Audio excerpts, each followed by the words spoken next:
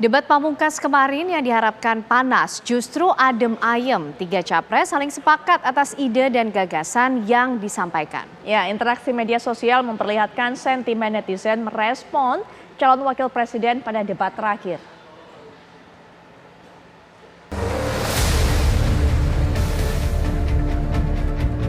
Debat pamungkas calon presiden 2024 yang berlangsung kemarin menuai kontroversi pemirsa. Harapan menyaksikan masing-masing capres berperang argumentasi mempertahankan ide dan gagasan, namun sayang debat kelima yang merupakan debat terakhir itu berjalan adem ayem. Masing-masing paslon lebih banyak merespon capres lain dengan jawaban hanya menambahi serta setuju. Berbeda dengan debat sebelumnya, debat calon presiden yang dilaksanakan pada tanggal 7 Januari 2024 lalu dengan tema pertahanan, ketahanan, keamanan, geopolitik, serta hubungan luar negeri menjadi debat terpanas Pilpres 2024. Calon presiden nomor urut 1, Anies Baswedan menyerang Prabowo atas kepemilikan tanahnya hingga panitia pun kerepotan dengan suasana gaduh yang ditimbulkan kedua capres. Sebelum saya menjawab pertanyaan itu, saya mengklarifikasi tadi data yang meleset. Maaf Pak Prabowo, angkanya terlalu kecil. Bukan 320 hektar, tapi 340.000 hektar. Saya klarifikasi. Kemudian itu pun salah. Melanjutkan. Itu pun salah. Atas apa yang perlu saya sampaikan. Mas Anies, Pak Prabowo, jangan Pak Prabowo, data yang salah. Pak Prabowo, mohon maaf, ini mohon nanti tenang ada dulu kesempatannya, hadirin. baik. Mohon tenang. Harap tenang. Mohon tenang. Harap tenang. Harap tenang. Baik, kita akan lanjutkan. Harap tenang Ya. hadirin. Silakan. Tidak hanya itu, dalam debat capres ketiga tersebut, Prabowo yang juga menjabat sebagai Menteri Pertahanan diberi ranking rendah oleh capres yang menjadi rivalnya dalam kontestasi Pilpres 2024 tersebut. Ganjar memberikan nilai 5 untuk kinerja Menteri Pertahanan, sementara Anies memberikan ranking 11 dari angka 100. Berapa skor yang Bapak berikan atas kinerja Kementerian Pertahanan yang dipimpin oleh Bapak Prabowo? Silakan Pak Ganjar. Baik, masih ada waktunya Pak Anies? Cukup Pak Anies? Cukup. Baik. Baik, langsung saja kami persilakan Pak Ganjar untuk menjawab pertanyaan dari Pak Anies. Waktu Bapak 2 menit dimulai ketika berbicara, silakan. 5 juga. Saya punya datanya dan kemudian akan saya sampaikan. Karena itu menurut saya skornya justru di bawah 5 Mas Ganjar. Kalau 5 itu ketinggian Pak Ganjar. Terima kasih Pak Ganjar. Baik, waktu habis Pak Anies. Pak Ganjar silakan jawab pertanyaan dari Pak Anies. Waktu Bapak 1 menit. Silakan Pak Ganjar. Mas Anies gak usah takut. Disebut aja angkanya berapa gitu loh. Kayak saya gitu loh. Jangan di bawah 5, sebut aja berapa. 11 Mas, dari 100. Oke.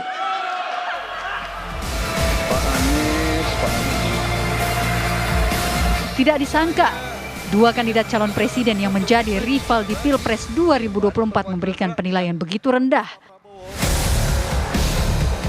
Prabowo pun terbawa suasana hingga ranking yang diberikan terhadapnya pun dijadikan bahan kampanye. Prabowo merasa was-was di debat terakhir. Ia pun menduga akan mendapatkan ranking 0 dari dua rivalnya tersebut. Lumayan, dapat nilai 100. Aku hanya dapat nilai 11 loh.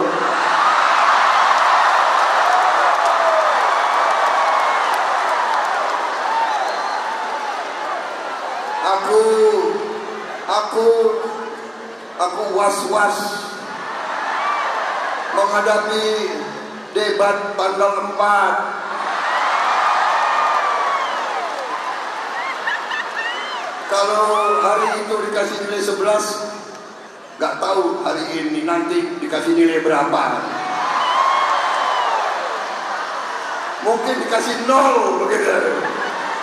Tapi gampang jawabannya. Sorry ya. Emang gue pikirin. Emangnya lu siapa ya? Namun, debat calon presiden terakhir kemarin tidak tidak satupun statement capres yang saling menyerang, bahkan memberikan ranking. Debat yang dinanti-nanti akan panas seperti debat sebelumnya itu pun ternyata berjalan dengan damai. Bahkan Prabowo dalam pernyataan penutupnya meminta maaf kepada kedua paslon lainnya.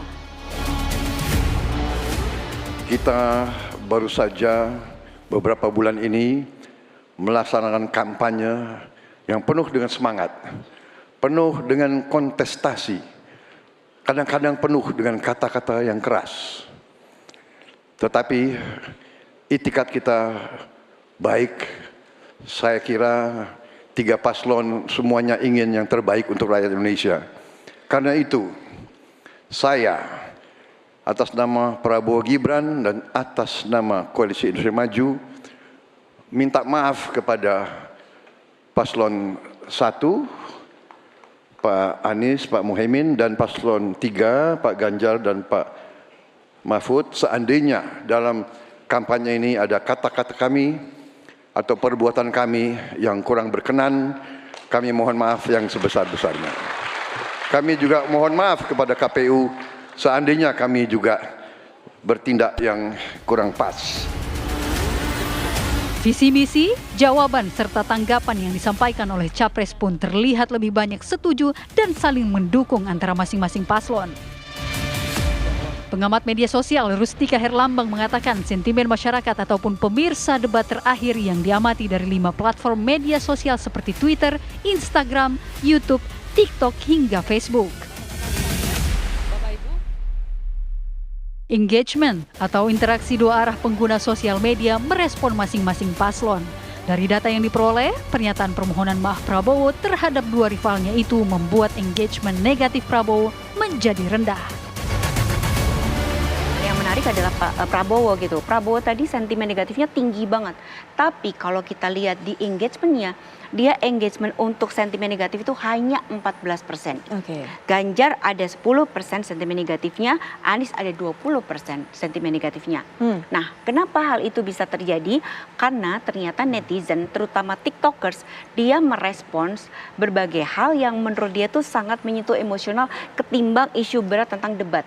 Jadi mereka menyatakan bahwa kenapa engagementnya Prabowo jadi sangat rendah sentimen negatifnya? Karena mereka bicara soal Prabowo yang humble, Prabowo yang merangkul, Prabowo yang minta maaf, padahal yang salah kubu yang lain. Nah, seperti itu. Terus kemudian kehadiran influencer itu adalah salah satu hal yang mendukung kenapa sentimen kepada Prabowo menjadi rendah.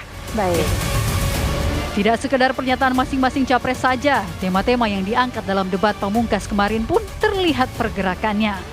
Masyarakat antusias untuk menantikan Presiden 2024 mendatang. Tim TV One mengabarkan.